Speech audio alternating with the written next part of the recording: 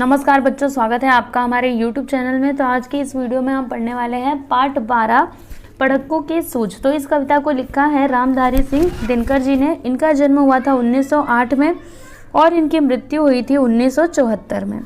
इनकी रचनाएं देख लीजिए। रश्मि रथी, कुरुक्षेत्र, रेणुका, होकार आदि आपकी काव्य कृतियाँ हैं। परिचय: आप अध्यात्म एवं राष्ट्रीय विचारधारा के महान कवि हैं। उच्च कोटि के चिंतक होने के साथ साथ महान गद्य लेखक भी हैं। इस कथा गीत में यह बताया गया है कि व्यक्ति को पढ़ा लिखा होने के साथ साथ उसमें व्यवहारिक समझ भी होनी चाहिए। समझ में आया आपको?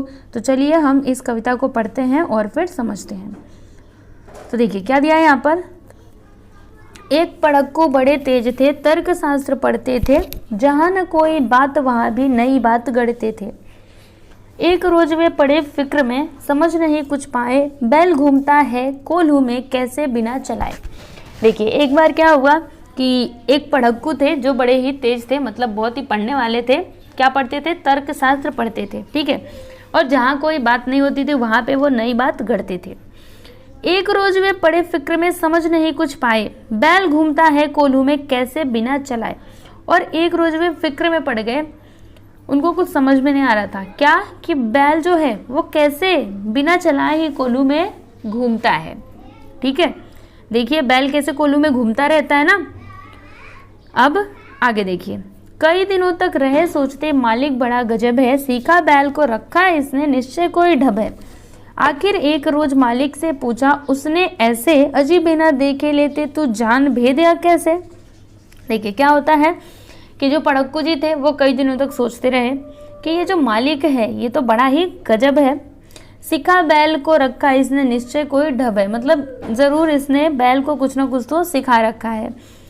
फिर वो उन्होंने क्या किया कि आखिर एक रोज़ मालिक से पूछा, और एक दिन उन्होंने मालिक से पूछा, क्या पूछा कि तुम बिना देखे यह भेद कैसे जान लेते हो कि तुम्हारा जो बैल है वह घूम रहा है कि खड़ा है। समझ में आया आपको? देखिए यहाँ पर आगे पढ़ेंगे तो समझ में आएगा कि कोल्हू क्या है, बैल तुम्हारा चलता या अड़ता है, रहता है घूमता, खड़ा हो या पागुर करता है। मतलब तुम ये भेद कैसे जान लेते हो कि जो तुम्हारा बैल है चलता है कि अड़ता है, या फिर ये घूमता रहता है कि खड़ा होकर के बस पागुर करता है।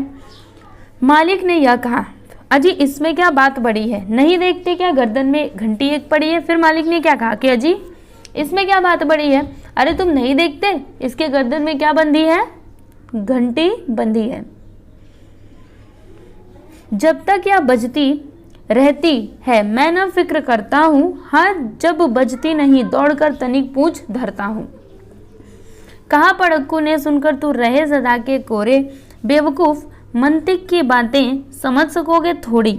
देखिए क्या हुआ कि ये जो मालिक था वो क्या बोल रहा है कि जब तक यह घंटी बजती रहती है मैं फिक्र नहीं करता हूँ, और जब यह नहीं बजती तो मैं दौड़कर आता हूँ, इसकी पूंछ को धरता हूँ। तब पढ़क्कू ने क्या कहा, यह सब सुनने के बाद कहा कि तुम रहे सदा के कोरे, मतलब तुम तो अभी तक कोरे ही हो, पढ़े लिखे नहीं हो। बेवकूफ़ मंतिक की बातें समझ सकोगे थोड़े, मतलब जो मेरी बातें हैं, जो ये बुद्धि की बातें हैं, तुम तो बेवकूफ़ हो, तुम थोड़े समझ सकोगे।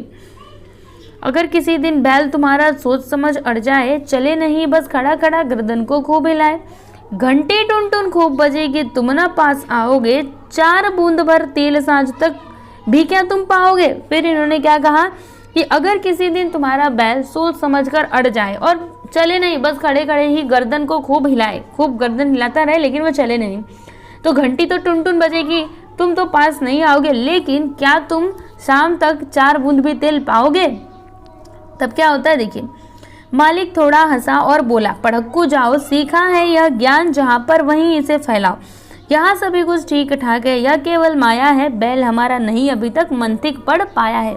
तो पढ़क्कू ने क्या कहा, मालिक ने क्या कहा, मालिक थोड़ा हंसा और बोला कि पढ़क्कू जाओ, सीखा है यह ज्ञान, तुमने ये ज्ञान जहाँ पे सीखा है वहीं पर जाके इसे फैलाओ, यहाँ सभी कुछ ठीक ठाक है, यह केवल माया है, और बैल हमारा अभी नहीं अभी तक मंतिक पढ़ पाया, मतलब हमारे बैल के पास अभी इतनी बुद्धि नहीं है कि वो हम मेरे साथ चीटिंग करे, मतलब बस गर्दन हिलाता रहे और घूमे ना, ठीक है।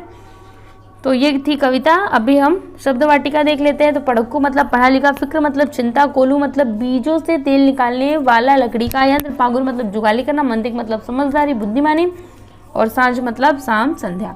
ठीक है बच्चों, तो आपको ये कविता कैसी लगी आप प्लीज़ हमें कमेंट करके जरूर बताइएगा। और अगर आपको हमारे ये वीडियो अच्छा लगा है तो आप हमारे वीडियो को लाइक कीजिएगा, शेयर कीजिएगा, और अगर आप हमारे चैनल पर नए हैं तो हमारे चैनल को सब्सक्राइब कीजिएगा। Thank you.